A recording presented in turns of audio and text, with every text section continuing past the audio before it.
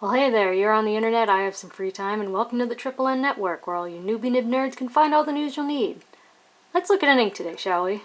Now, today's ink is by Noodlers, one of those social economic commentary bottle inks that Nathan loves. Q-Ternity Blue Black.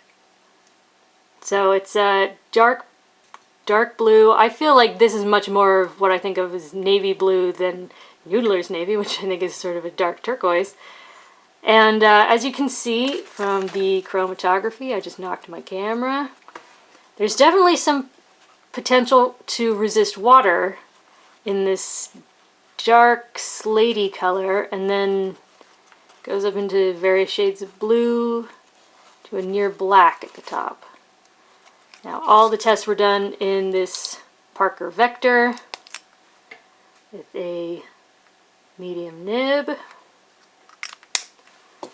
And I said in one of the paper tests that you'll see that I felt like it was a slightly less gray Noodler's 54th Massachusetts. Which I feel it kind of is, except after you see these tests, you'll understand why I would not settle for this over Noodler's 54th Massachusetts, because it's somewhat problematic as an ink. Top down in density, Clairefontaine, 90 grams per square meter. 5 seconds to dry, which is rather impressive, but if you actually look at the texture of the writing, it's very flat. Not a lot of shading, and it has that woolly texture. I said near bleed even on Clairefontaine, and some feathering, because if you look at the dots of eyes, they start to feather.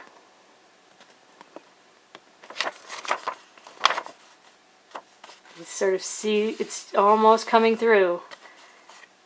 And the water test, I mean, that's fairly dark and fairly readable, but I just think at what cost.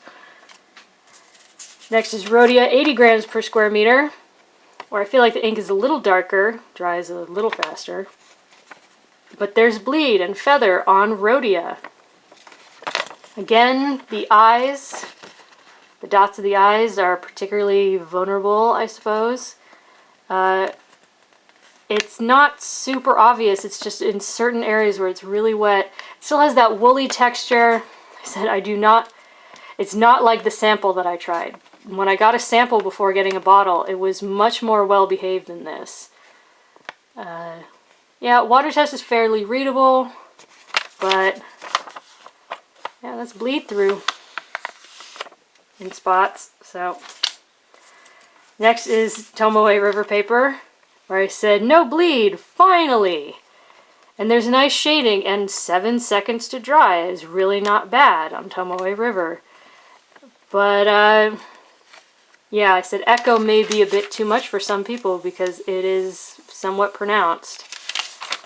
And this is pretty much the only pen, paper, ink combo I liked with this ink. Again, fairly readable.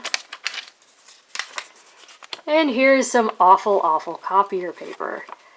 It dried instantly, like if you look at that, none of that moved. But there's bleed, there's feather, there's spread, there's no shading. It's just... And then look at that water test. It looks like the chromatography paper with all that blue floating around. Nasty. Next is Mead Notebook Paper, where it got much lighter, it definitely got woollier, and it definitely got more feathery. Yeah, can't recommend this paper and ink combo. Again, kind of looks like the chromatography paper with that light blue. Yeah. And lastly, we have Moleskin Paper, where it took 4 seconds to dry. There's bleed, feather, and spread, and I said it was so ugly that the feathering started to become distracting.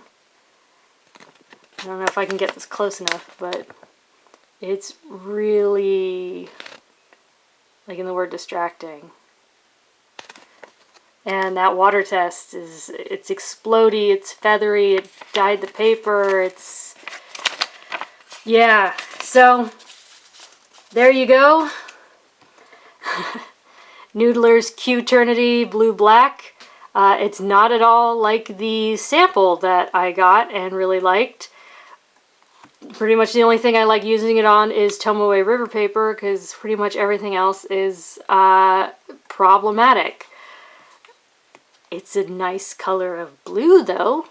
Yeah, so for your consideration from the Triple N Network, if you'd like to see more, please subscribe to the channel, and thanks for watching. Bye.